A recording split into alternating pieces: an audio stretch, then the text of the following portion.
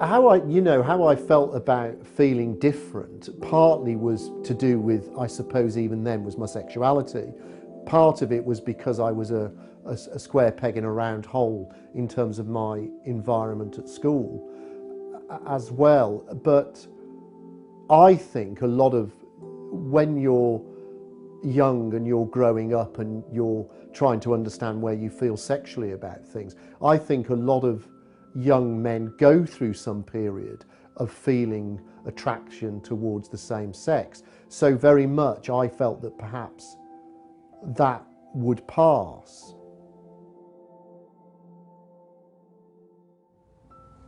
When I was growing up, the attitudes towards gay people, certainly in the circles I moved in at school and on the estate where I grew up, they weren't particularly positive towards gay people, towards LGBT people. Particularly at school, there was a lot of homophobic bullying, not just towards me, but anyone who was perceived to be gay. I was always certain of my own identity. I knew that I was gay. I mean, I remember when I was about 5 years old, I knew that I wanted to marry a man when I grew up. I didn't know what gay was. I'd probably never heard that word back then. But I knew I wanted to marry a man and that I was a bit different to everyone else.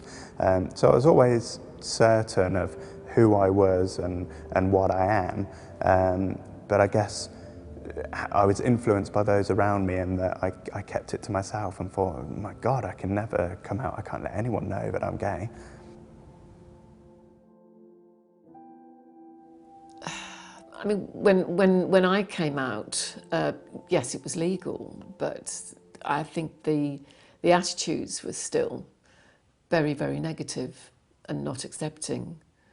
And it meant that people like me actually kept in our own circles and didn't, okay, it was okay at work, and it was okay with the people that I knew. But I associated with other lesbians and feminists, and I didn't venture out of that.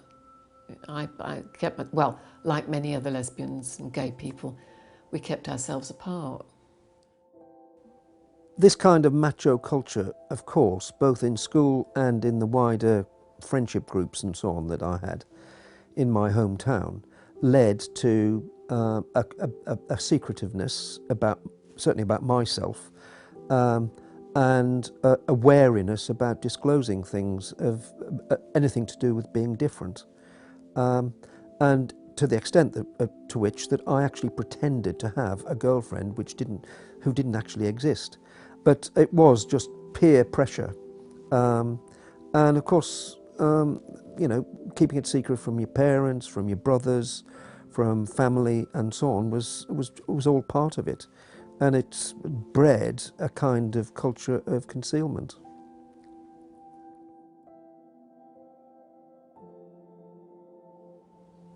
I knew there was something. Well, I think most teenagers probably feel they're different in some way or other, and I certainly did feel like that.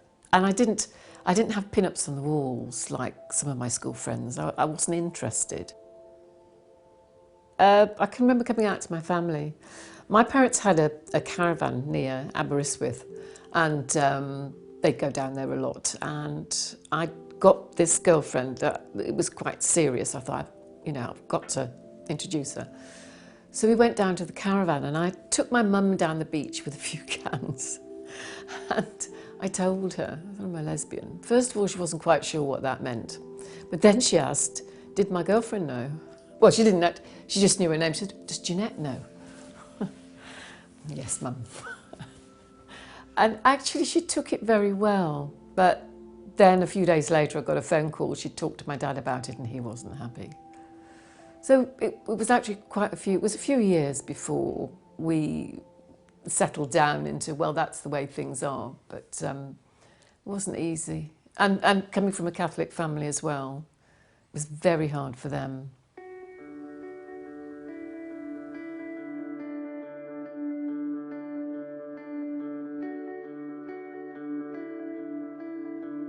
There is something about coming out that changes who you are. And I had friends quite early on in my 20s that I admitted it to, close friends, and that was absolutely fine, because if they were a close friend, it was important that they understood that side of my personality, and I trusted those people enough that that wouldn't be a negative response. The family thing is very different, and I suppose it's when you come out to those people who are closest to you that that then becomes a true coming out experience.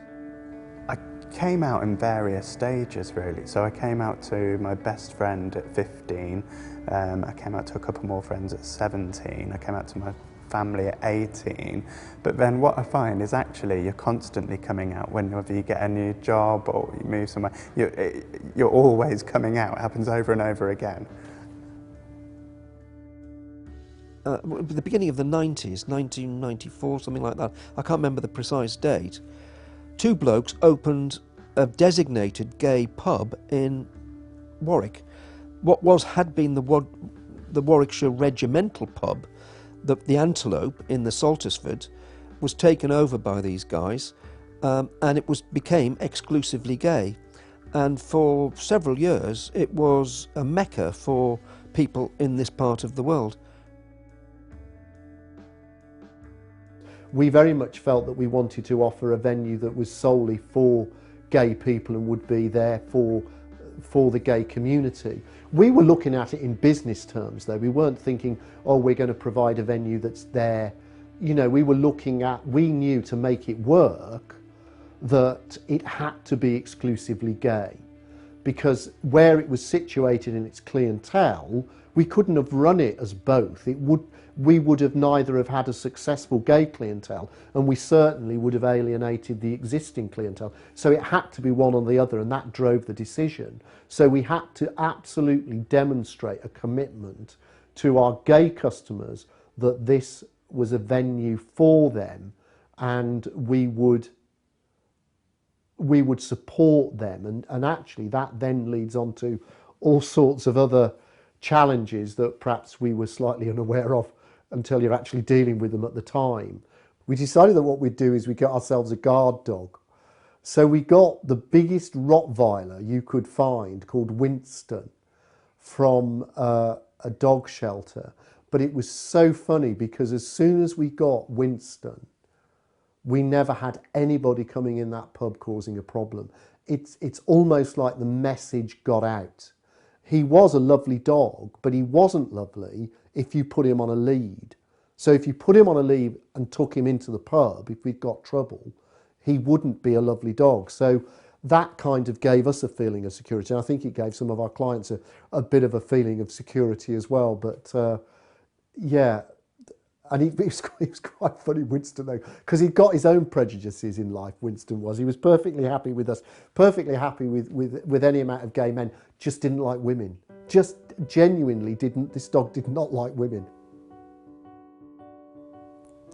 Well, I can recall, I didn't really go to the gay nights that the guys set up. When I moved to Leamington, I was anxious or interested in finding other like-minded women, feminists and or lesbians, preferably both. So we kind of congregated at Bath Place, and we set up something called a women's room. We started off actually setting up women's groups there, so we'd have discussion nights and things like that. But we also had a disco, so that started. It was really very busy nights and a lot of interest. School was a pretty awful time, and if I'm honest, I was traumatised for a number of years after, for probably 5, 6, 7 years afterwards, absolutely traumatised. Bullying was very prevalent. We were under Section 28 at the time, so teachers wouldn't challenge any homophobia that they heard, and you know, being bullied was a daily occurrence, really.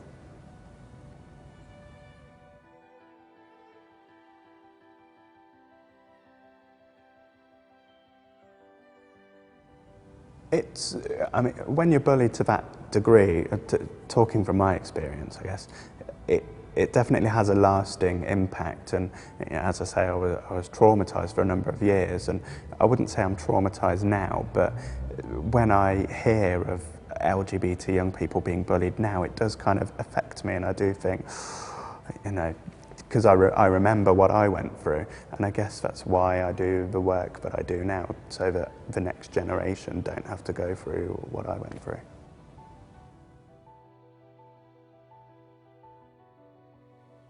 We're in a better place because, if you're in your teenage years now, we've moved on from a lot of the things that were stigmatising gay people.